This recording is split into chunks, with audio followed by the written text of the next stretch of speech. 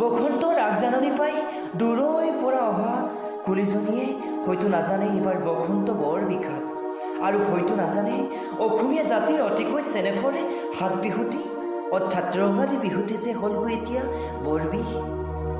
প্ৰকৃতিয়ে হয়তো নাজানে এইবাৰ অসমীয়া মানুহৰ মনৰ আনন্দবোৰ যেন ধোঁৱা চাঙত উঠিল। গছত ফুলি থকা কপৌ ফুলপাহিও আজি কান্দিছে নাচনী খোপালৈ চাই। থৰ হৈ ৰৈছে ঢুলীয়াৰ হাতৰ পৰশ নাপাই ঢোল পেঁপা গগনাবোৰ। উকা হৈ ৰৈছে গাঁৱৰ বিহুতল। অ' বহাগ, তই কিয় আহিলি কিয়? হয়তো তয়ো জনা নাছিলি এইবাৰ অসমীয়া জাতিত